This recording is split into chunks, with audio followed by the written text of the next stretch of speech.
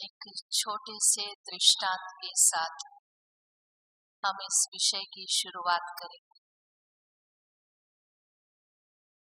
एक व्यक्ति स्टेज पर आया और उसने बहुत एक मनोरंजक बात, जोक्स कहो या ऐसी बात है, वो सभा में प्रस्तुत की। लोग खूब हंसे, तालियां बजी और बहुत आनंद लिया। दोबारा फिर वो व्यक्ति आया और उसने वही बात फिर दोबारा कही। तो कुछ लोगों ने तालियां बजाई, थोड़े मुस्कुराए। फिर तीसरी बार वो व्यक्ति फिर वही बात को लेकर फिर स्टेज पर आया, तो लोग केवल मुस्कुराए, क्योंकि ये सुनी हुई बातें या ये मनोरंजक बात है, वो ऑलरेडी 3 बार सुन चुके हैं। चौथी बार फिर वही वो बात लेकर जब स्टेज पर आया, तो लोगों ने अपने को महसूस किया बड़े बोर हो रहे हैं, ये क्या वही वही रिपीटेशन कर रहा है। और 5वीं बार जब वही बात लेकर आया, तो लोगों के मस्तक की लकीरें भवें तन गई कि ये क्या कर रहा है। कहने का तात्पर्य हमारा यही है कि जब दुख हमारे जीवन में बहुत समय तक आता है या चलता है, तो लोग कहते हैं कि अरे इस दुख से मुक्ति कब हो, सुख मिले, आनंद मिले। लेकिन आनंद और सुख भी वही वही परोसा जाए या मिला जाए, तो उससे भी व्यक्ति तंग हो जाता है।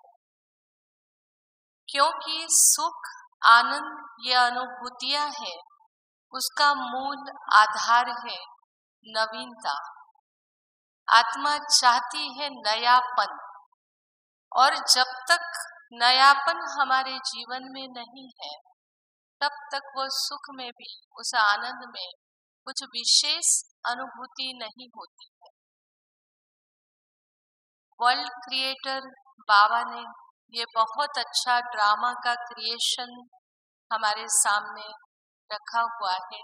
हम सभी इस ड्रामा के एक्टर हैं, और इस ड्रामा की सबसे बड़ी विशेषता है कि इस ड्रामा में पूरे 5000 वर्ष में केवल नयापन है, कोई भी रिपीटेशन नहीं है। एक बार मुरली में भी बाबा ने कहा था कि बातों को भी अकल है कि दोबारा दोबारा ना आए, वो भी 5000 वर्ष के बाद रिपीट होती है। और बच्चे अपनी पुरानी बातों को, पुरानी चीजों को वही बार बार क्या कर रहे हैं, रिपीट कर रहे हैं।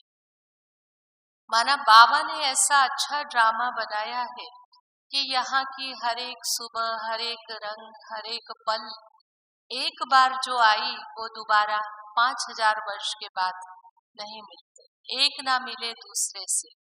वैरायटी ड्रामा, पार्ट भी नहीं मिलता, जन्म भी नहीं मिलता, शक्ल भी नहीं मिलती, सब नया नया नया, हर पल नया नया होता रहता है।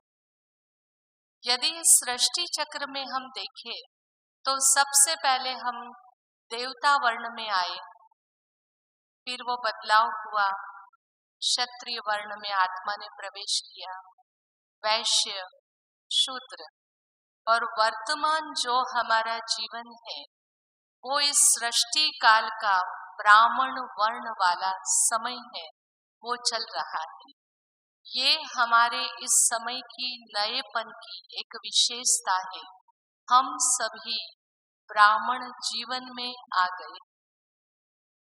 कल के बाबा के महावाक्य या हेडलाइन थी, उसमें बाबा ने कहा कि पुरुषोत्तम संगम युग यदि याद रहे, तो सतयुग के झाड़ भी दिखाई पड़ेंगे और अपार खुशी का भी अनुभव होगा। हम अपने आप से पूछे कि क्या हमें ब्रह्मा बाबा की तरह सतयुग के झाड़ दिखाई पड़ रहे हैं? विनाश तो दिखाई पड़ रहा है हमारे में से बहुत लोगों को, और हमारे में से बहुत लोग ऐसे भी हैं जो विनाश से भी कोसों दूर हैं।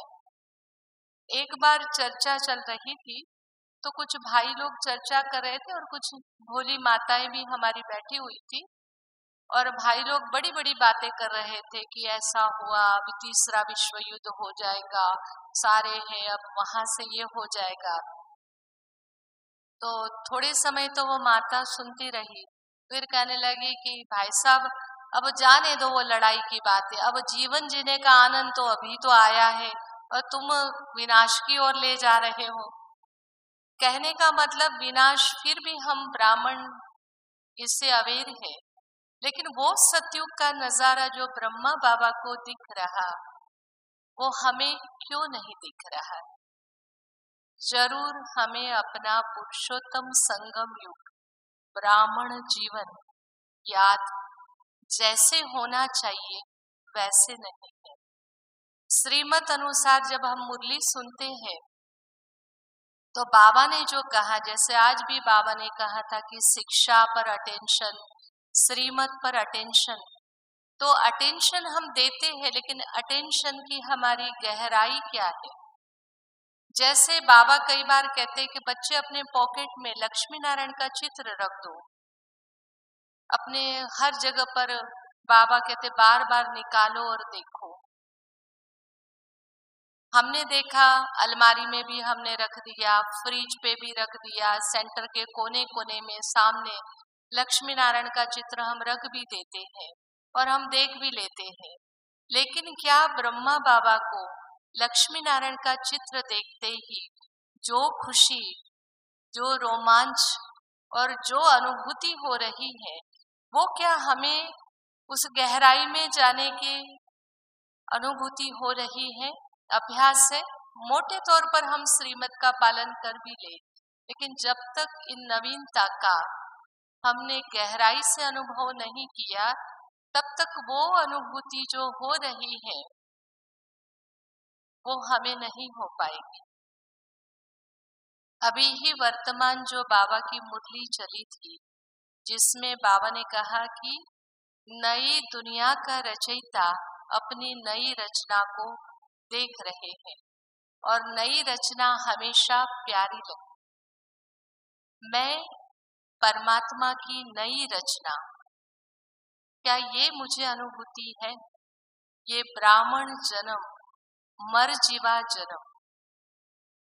एक बहन एक सेंटर पर आई थी और वो अपनी सारी शेड्यूल को बता रही थी। कहते सवेरे से उठती हूँ, नाश्ता बनाती हूँ, ये करती हूँ, जॉब करती हूँ, रात को ये समेटती हूँ। मुझे लगता है कि पता नहीं मेरा जीवन है या मुर्दा है। मुर्दे की तरह मैं सवेरे से उठकर चलती रहती हूँ, एक मशीन की तरह। मुझे लगता ही नहीं है कि जीवन कोई है। धीरे धीरे जैसे ही ज्ञान प्राप्त हुआ, हम सभी यही थे। कोई मरने की आकांक्षा लेकर जी रहा था कि कब मरे, या दुखों से हम हो सकता है पीड़ित थे। लेकिन जैसे जैसे हम ज्ञान मार्ग में आए, मरजीवा, मरे हुए जो मरने के गीत गा रहे थे वो जीवन का आनंद लेने लगे। हम वही ब्राह्मण कुलभूषण है, ब्रह्मा के मानस पुत्र। ब्रह्मा बाबा ने हम सभी को संकल्पों से पैदा किया है। कल भी बाबा ने बताया था, ब्रह्मा वल्द शिव बाबा, जब तक ये निश्चय नहीं है तब तक वारिस नहीं बन सकते। हमें यह निश्चय है, हम ब्रह्मा मुख वंशावली ब्राह्मण हैं, और ये ब्राह्मण जीवन का हमको विशेष, आप देखेंगे कि आप में से बहुत लोग ऐसे होंगे, बहुत कम होंगे जिन्होंने साकार बाबा की पालना ली होगी।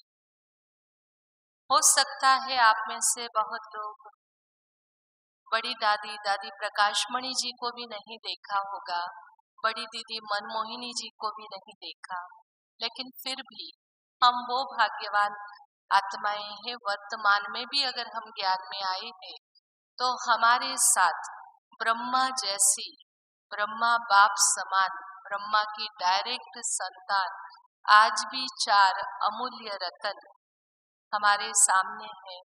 दादी जानकी जी, दादी गुलजार जी, दादी रतन मोहिनी जी, ईशु दादी जी, ब्रह्मा समान, फिर भी हम भाग्यवान हैं।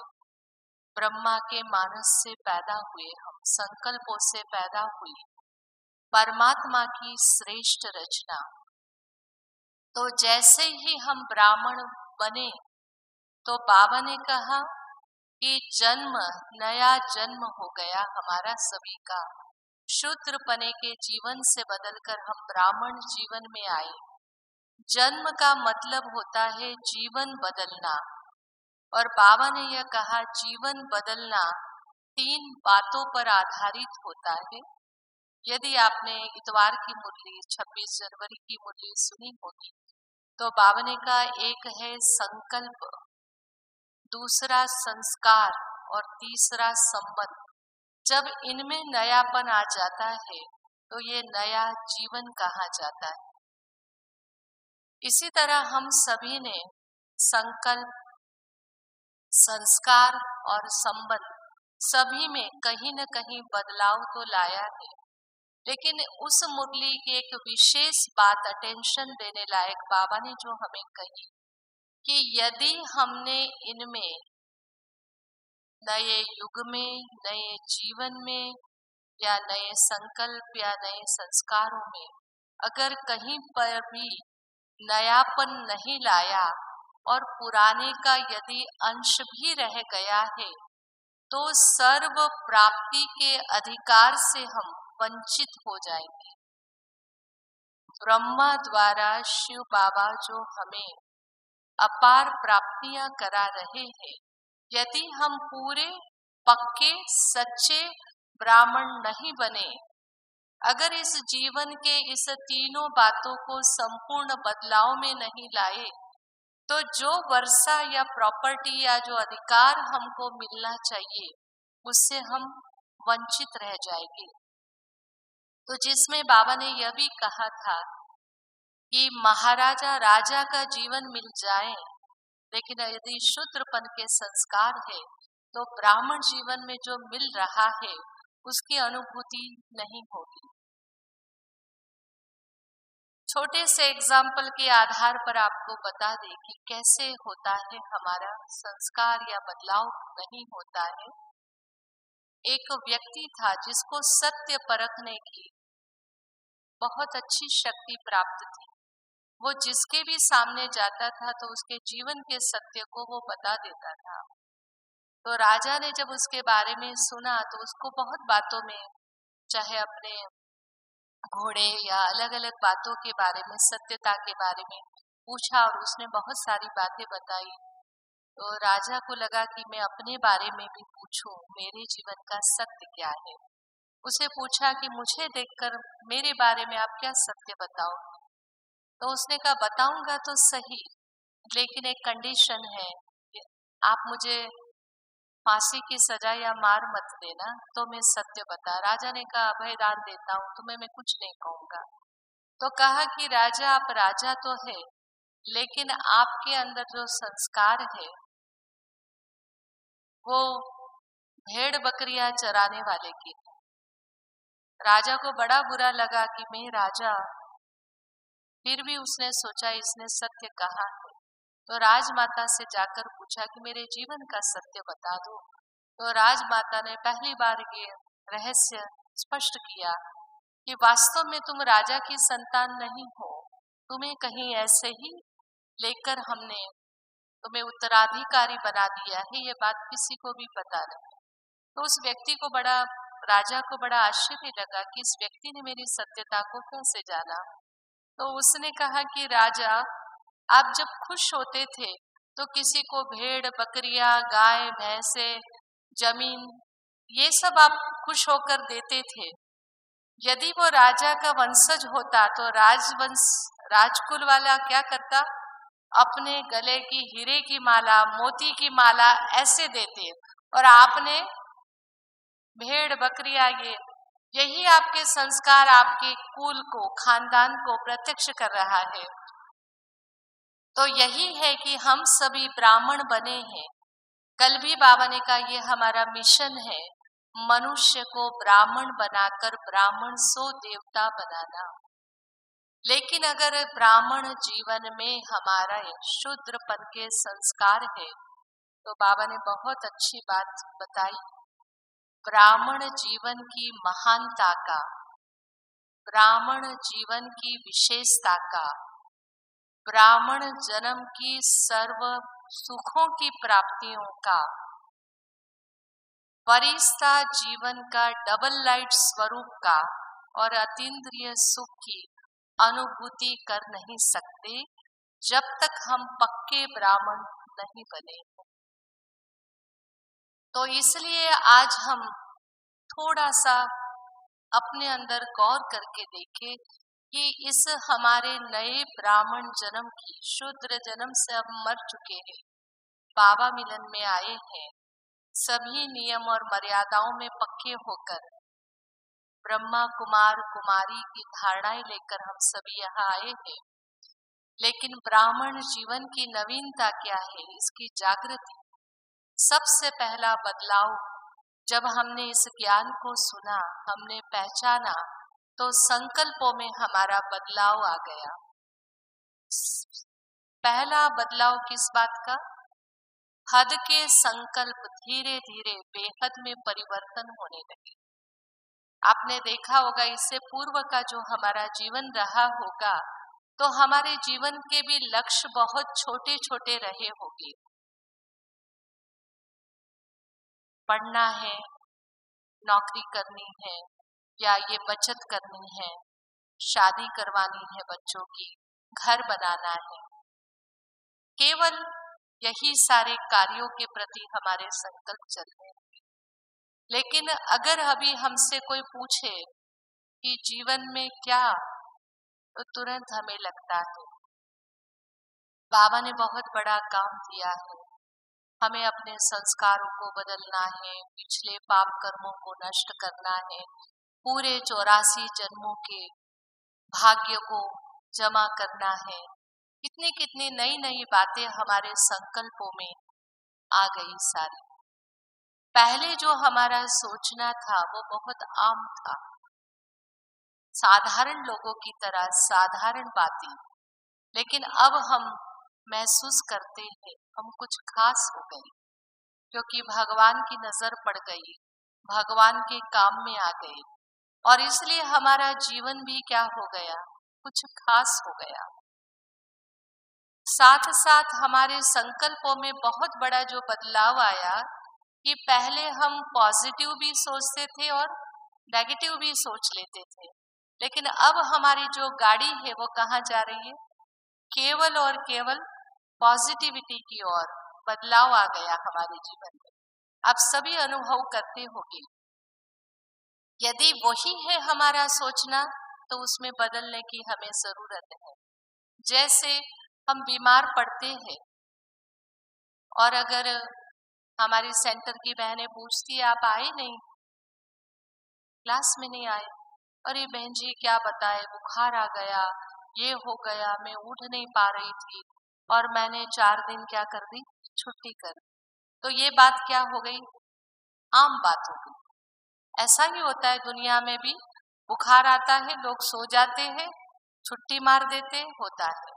लेकिन यदि मुझे थोड़ा एहसास है तो आप देखते हैं कई लोगों को हम ये कहते देखते हैं अनुभव के आधार पर, कहते हैं बहन जी इतना बुखार चढ़ा था, मैंने कहा बाबा बुखार भले चढ़ा है लेकिन मेरे में ताकत दे दो, मैं मुरली क्लास में पहुंच जाऊं, आज बृहस्पतिवार है मैं पहुंच जाऊं।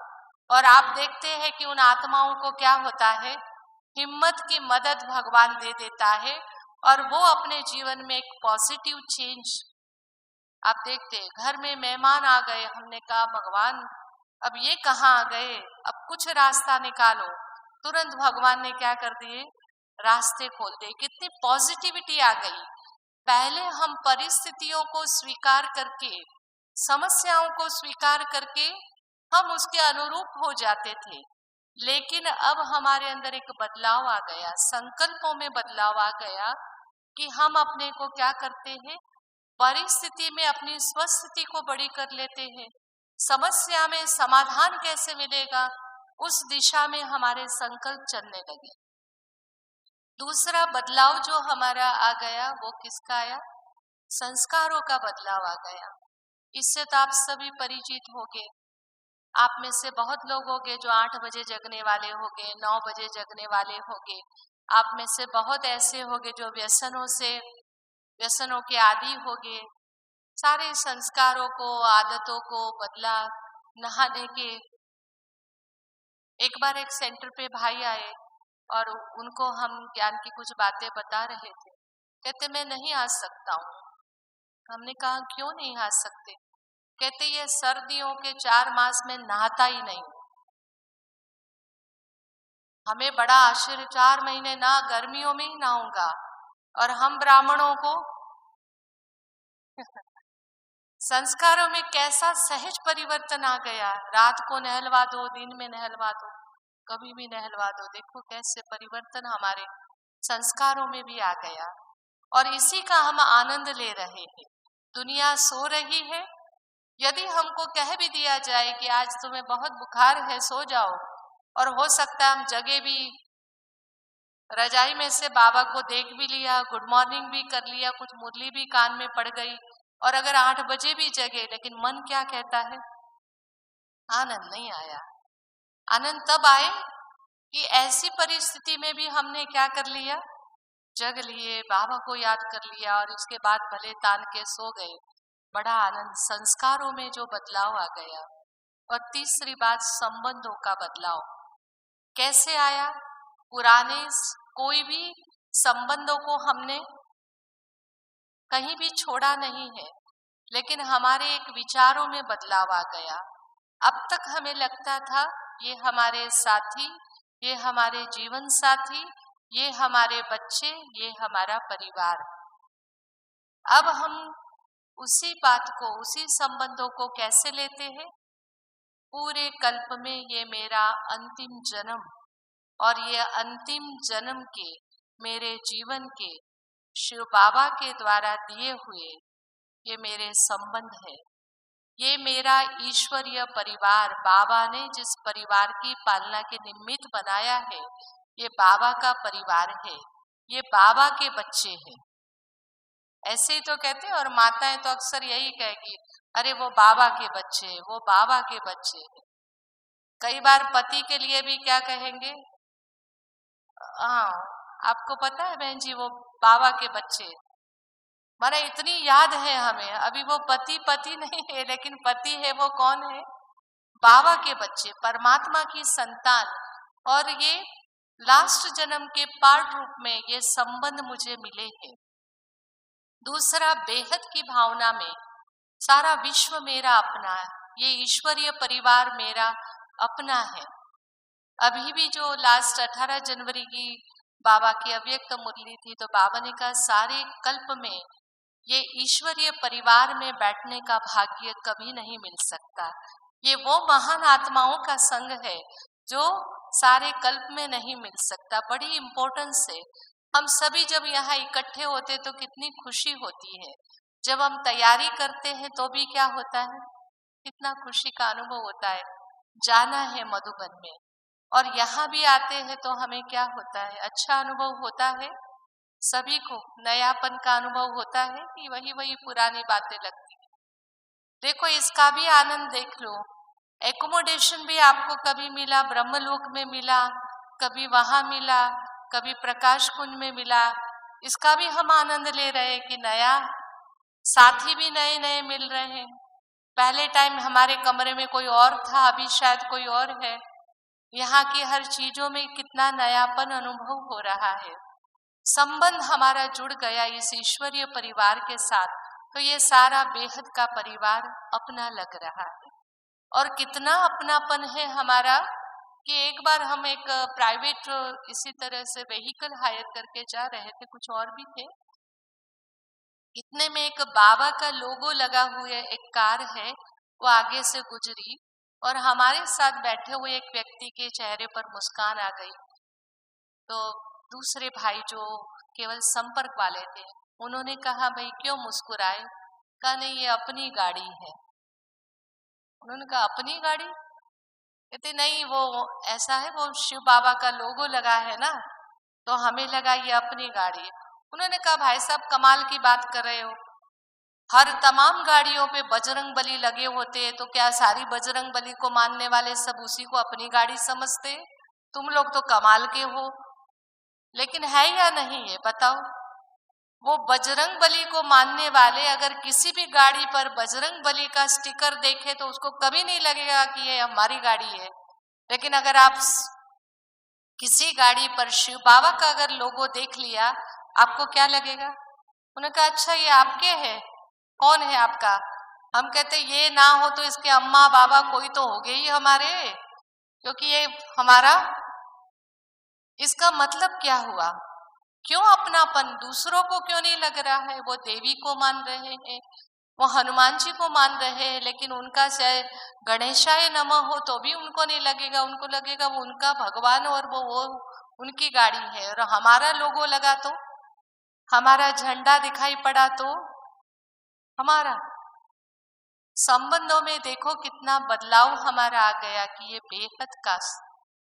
दूसरी बात, अपने संबंधों में तो हमने बदलाव किया, लेकिन एक आंतरिक संबंधों का जो बदलाव हमने किया, सॉलिड, मेरे सारे सर्व संबंध ईश्वर के साथ, मात पिता बंधु सखा, वही अंदर की एक गहरी अनुभूति।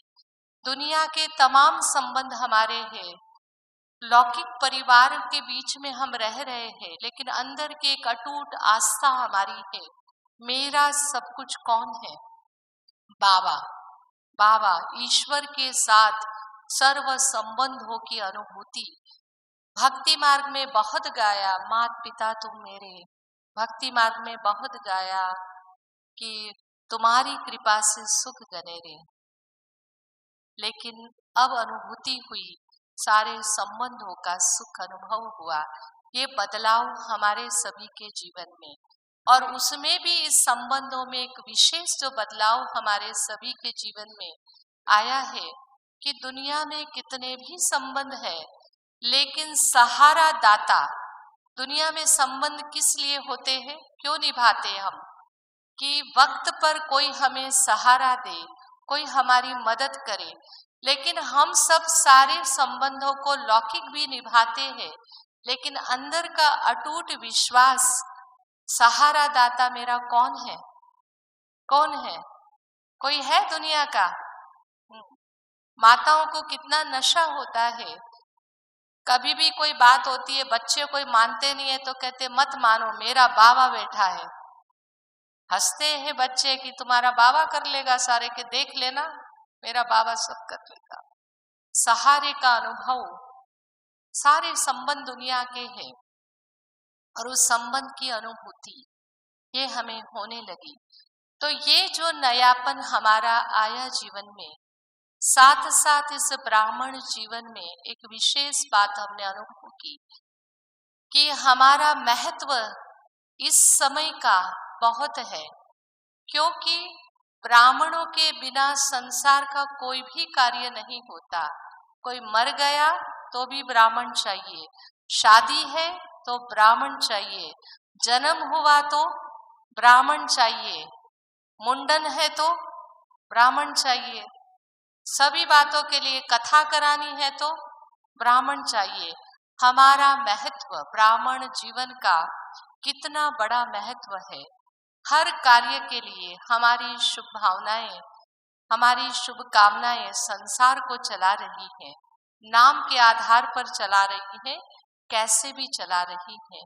इतना महत्वपूर्ण जीवन, और केवल हम महत्वपूर्ण नहीं है, लेकिन साथ साथ हम उस ईश्वर की गॉडली यूनिवर्सिटी के स्टूडेंट भी हैं।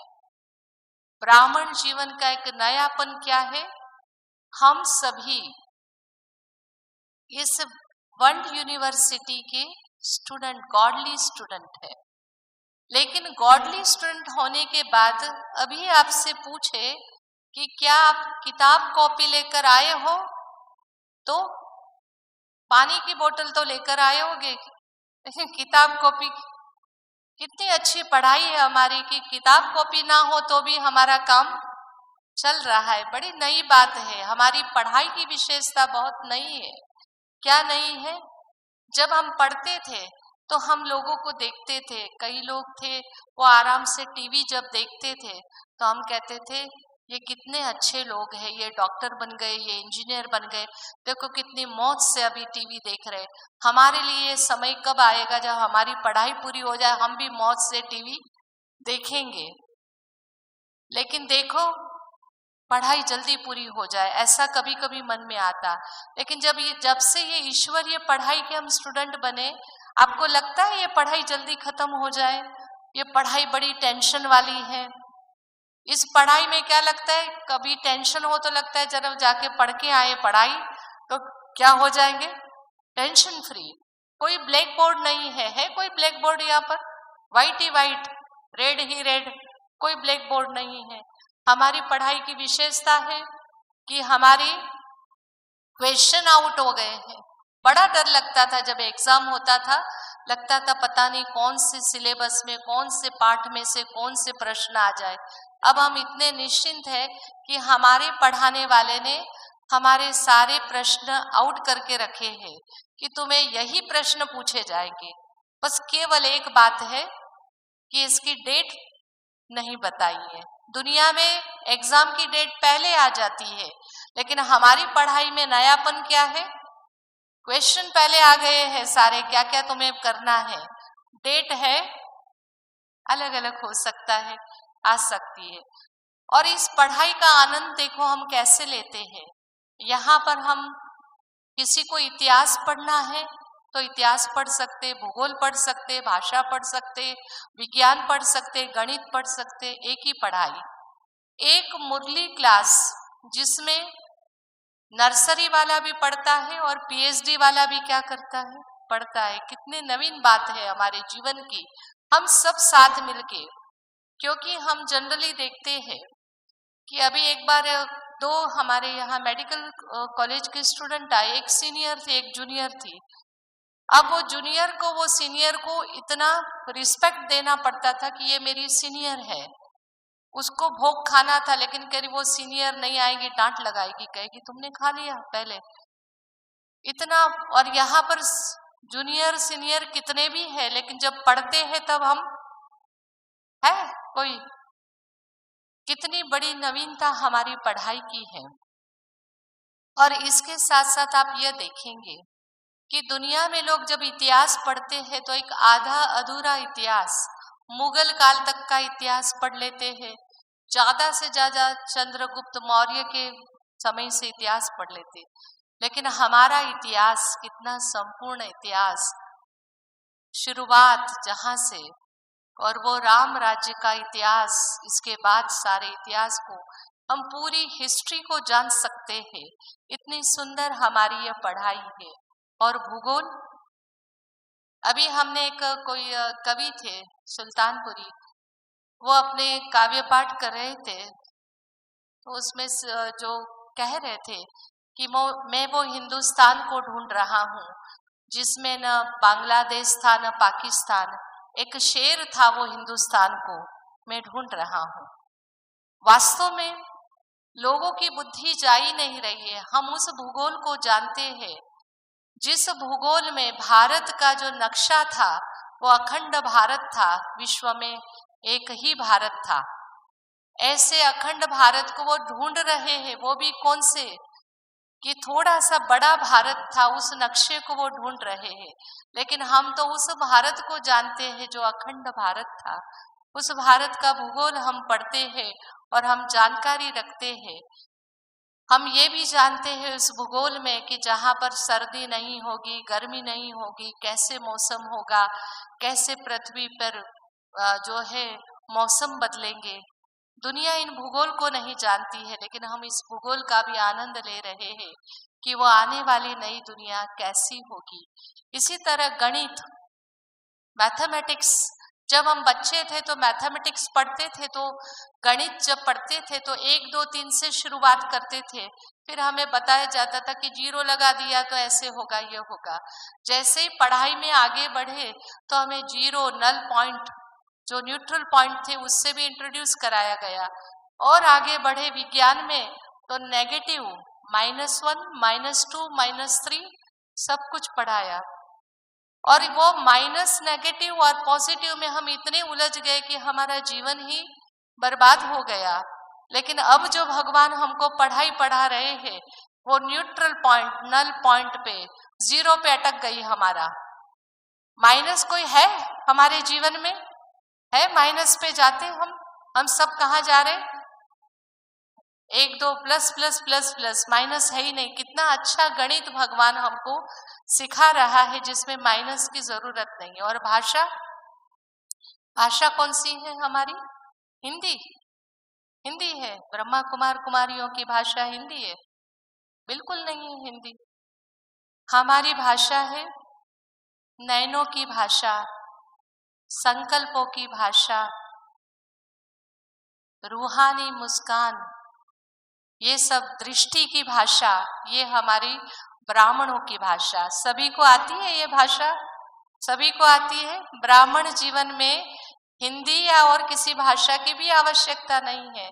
प्रैक्टिकल एग्जाम्पल हम आपको बताएं, आगरा शहर है वो इंटरनेशनल प्लेस एक तरीके से भारत का है, तो दुनिया के लोग भी बहुत आते हैं, ब्राह्मण परिवार के भी आते हैं, क्योंकि ओआरसी भी है हमारा, तो ओआरसी में आते हैं तो आगरा भी जरूर आते हैं। तमाम अलग अलग भाषा के लोग आते हैं। साउथ का ग्रुप जब आता है, हमें साउथ की भाषा नहीं आती है, उनको हिंदी नहीं आती है, तो भी हमारा कारोबार चलता है। हम आपको बताएं कैसे हमारी ब्राह्मणों की भाषा। एक बार एक साउथ का ग्रुप आया, वो माताएं बहुत खुश थी, ठीक है, सामने बैठते हैं, देखते हैं, ठीक है। और ऐसा हुआ कि वो बस में बैठने जा रहे थे, तो हम उनको सोच रहे थे जल्दी जाए, वो माता खड़ी हुई और कहने लगी कि ऐसे ऐसे। हमने कहा हाँ, तो कहने लगी, मैंने कहा हाँ, कहती सन सन। मैंने कहा हाँ, दृष्टि, शांति। आप समझ गए क्या कहा उसने? समझ गए? हिंदी की जरूरत पड़ी नहीं, तुरंत मैंने दृष्टि दी उसको और 1 मिनट में वो कहती शांति, हो गया। जरूरत पड़ी? नहीं पड़ी। इससे भी बढ़िया एक अनुभव जो रहा हमारा, एक बार एक कोरिया ग्रुप को लेकर आने वाले गाइड थे जो टूरिस्ट प्लान करते हैं, वो भाई एक आए, कोरियन थे, और उसको एक भाई लेकर आए। तो जब सेंटर पे हम नहीं थे, भाई थे, तो उन्होंने उनको थोड़ा सा इंग्लिश में बताया क्या मेडिटेशन, और फिर सोचा कि इंग्लिश में या ऐसे क्या बताए, इनको बाबा के कमरे में ले गए। उनको पता नहीं क्या अनुभूति हुई बाबा को देखकर। उन्होंने अपने पूरे ट्रैवल प्लान में 17 ग्रुपों को, कोरियन ग्रुपों को योगा सीखने के लिए, सेंटर के लिए उन्होंने प्लान बना दिया।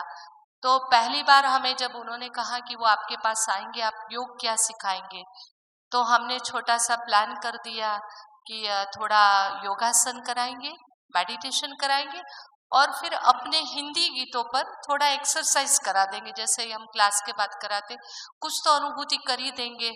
छोटा प्लान बना दिया। पहले दिन उनका जो इंटरप्रेटर था जो, वो आया, तो हम लोगों ने हिंदी में भी बोला तो उसने, या इंग्लिश में बोला तो उसने कोरियन भाषा में उनको सारा ट्रांसलेशन कराया, मेडिटेशन कराया। सबको बहुत अच्छा अनुभव हुआ, हमें भी अच्छा लगा, ठीक है। फिर दूसरा ग्रुप आया तो उसमें भी कोई था थोड़ा बहुत जो जानता था, तो वो काम चल गया।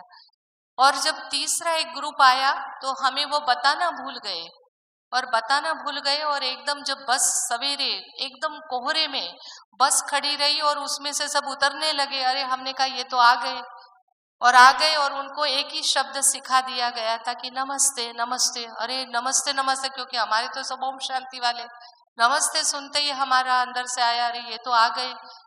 तो फटाफट जो हम लोगों ने भारत की जो परंपरा है उस अनुसार तिलक लगाना होता है, वो तिलक लगा के हमने बिठा दिया। अब हमने पूछा कि आपका इंटरप्रीटर कहते हैं, हमने कहा इंग्लिश।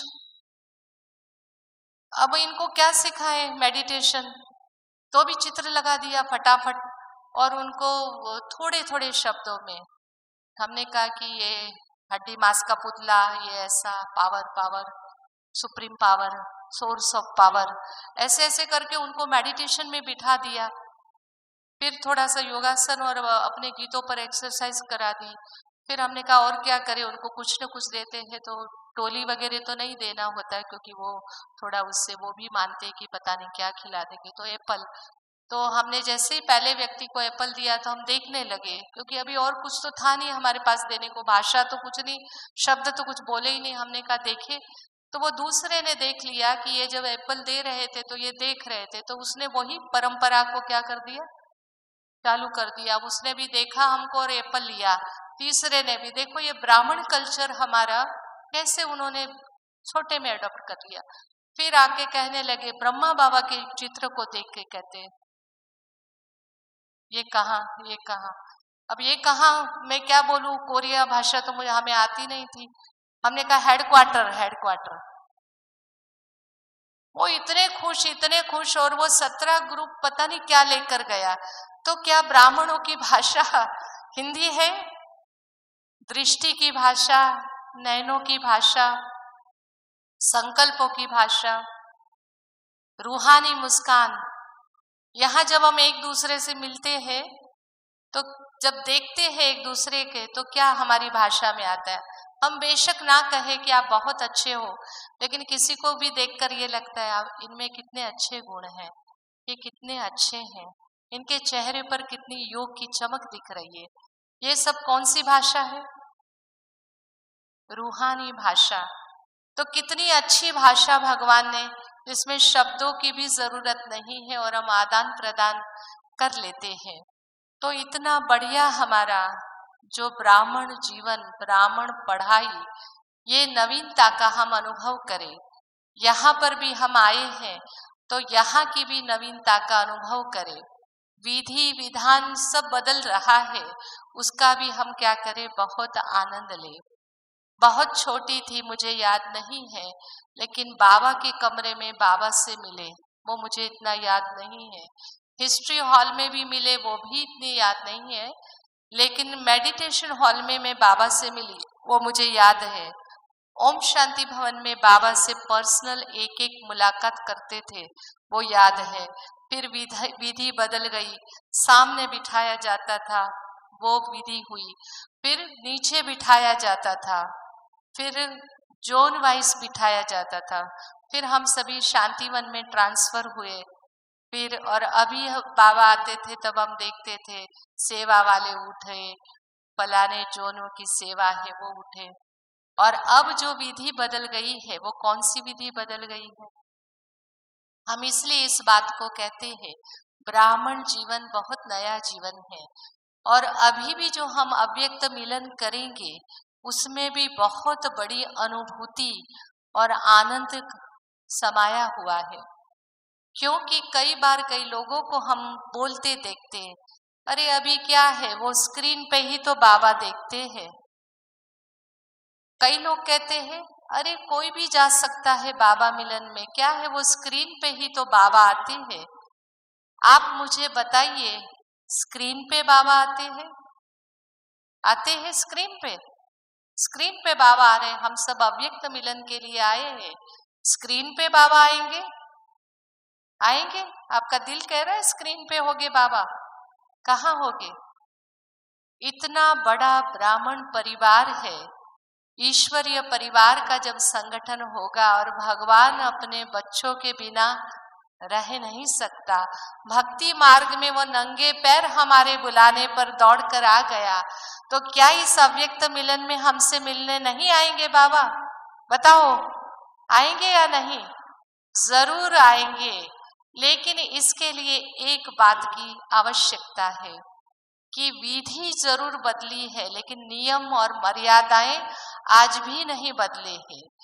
बाबा से मिलने का हमारा जो नियम है, ब्राह्मण जीवन का नियम है, वो सबसे पहला नियम मर्यादा है, पवित्रता। पवित्रता से समझौता करके कभी भी हम बाबा की अव्यक्त अनुभूति नहीं कर सकते हैं। इसलिए हम अपने इस नियम और धारणाओं को इतना पक्का रखें, बाबा मिलन के लिए हम वही आत्माएं हम आए, हम अपनी तैयारी करें, क्योंकि बाबा साक्षात यहाँ अभी भी हमें वरदान देंगे तथास्तु का। जितनी जितनी जिसकी प्योरिटी बढ़ती रहेगी, उतना वो ब्राह्मण जीवन का भगवान के साथ सूक्ष्म पालना का अनुभव वो उतना ही करता रहेगा। इसलिए अभी जो अव्यक्त मिलन हमारा है, उसमें भी बहुत नयापन है। अगर यदि आप अनुभव करके देखें तो ये ब्राह्मण जीवन हमारा नया बदलाव का, अभी भी हमारे पास 4-5 दिन जो है, हम अपने को बदल दें, संकल्पों को, हमारे संस्कारों को और हमारे जो संबंध है उसके प्रति भी हमारा दृष्टिकोण, मधुबन को देखने का भी हमारा दृष्टिकोण बहुत नया हो। एक छोटी सी बात हम बताए, हमने शायद सुना ही है कि एक भाई यहाँ पर आए थे, बहुत अच्छे थे, संपत्तिवान थे और यहाँ किसी विशेष कार्यक्रम में आए थे। तो उन्होंने अपना एक अनुभव बताया था। तो उन्होंने कहा, मैं दुनिया में कितनी होटलों में मैं रुका हूँ, 5 स्टार 7 स्टार, लेकिन ये 0 स्टार वाली जो होटल है वो मैंने संसार में कहीं नहीं देखी। आप भी इसको देख लीजिए, ये 0 स्टार का ये स्थान है, कितना अच्छा है। हर बातों को देखिए, आप देखेंगे बहुत नया नया पाएंगे आप, बहुत नया नया। और यही उमंग उल्लास आपको आपकी इस अव्यक्त मिलन की यात्रा को बहुत ही सफल बना देगा। तो इसलिए हम ये बदलाव करें अपने जीवन में, नया देखने का, हर पल हमारा नया हो, क्योंकि हम वही श्रेष्ठ भाग्यवान ब्राह्मण आत्माएं हैं जिनको भगवान ने, ये भी अव्यक्त मुरली में बाबा ने एक बार बताया था कि ब्राह्मणों को सबसे बड़ा जो श्रेष्ठ भाग्य है वो 6 प्रकार का प्राप्त हुआ है। नाम का भाग्य, आज भी हमारे नाम पर क्या हो रहा है, संसार में काम चल रहा है, ब्राह्मण जीवन का भाग्य। दूसरा हमारे काम का भाग्य, कर्तव्य का। आज भी आप देखेंगे कि दुनिया में जितने भी होंगे वो देवी देवताओं के कर्तव्यों का क्या करते हैं, या तो हमारे कर्तव्यों के आधार पर हमने संक्रांत में संस्कारों का अंत कर दिया, उन्होंने मकर संक्रांति मना दी। हमारे जो जो कर्म के, दान के, सहयोग के, अलग अलग जो भी कर्तव्य हमने किए, आज भी उसकी परंपराएं क्या हो रही है, संसार में चल रही है। हमारे रूप का भाग्य, देवी देवताएं बन गए, लेकिन कोई भी देवी देवताओं के जब गुणगान किए जाते हैं, गुणों का भी भाग्य वर्णन किया जाता है, साथ साथ रूप का भी भाग्य क्या होता है, वर्णन किया जाता है। नयन कमल, मुख कमल, पद कमल, स्वरूप का गायन, ये ब्राह्मण जीवन का जो हमारा फरिश्ता स्वरूप है उसका भी गायन, साथ साथ स्थान का भाग्य। हमने जहां जहां पैर रखे हैं, ब्राह्मण जहां जहां गए हैं, वहां पर क्या हो गया है, तीर्थ स्थान। यहाँ तक भी आबू के बारे में भी जब हमने पढ़ा तो कहीं पर एक अखबार में आया था कि ये वो स्थान है जहां पर 33 करोड़ देवी देवताओं ने विश्राम प्राप्त किया।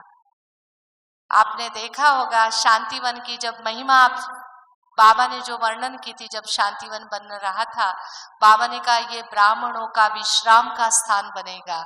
और जो ब्राह्मणों ने विश्राम किया उसका दुनिया में भी गायन है कि 33 करोड़ देवताओं ने यहाँ पर क्या किया, विश्राम।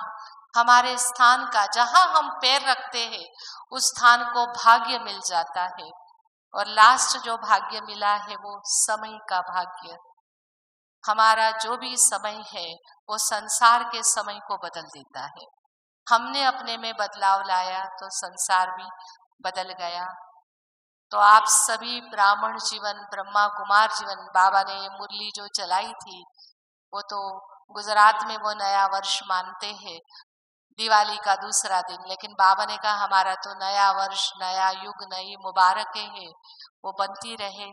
तो ये नया जन्म है और इस ब्राह्मण जीवन, नया जीवन का हम आनंद ले। हमारे में जहाँ पर भी हमें कहीं भी पुरानापन दिखाई पड़ रहा है, उसको हम इस अव्यक्त मिलन में यही छोड़कर जाए, नए ब्राह्मण, सच्चे ब्राह्मण, पक्के ब्राह्मण बनकर जाए। इन्हीं शुभकामनाओं के साथ ओम शांति।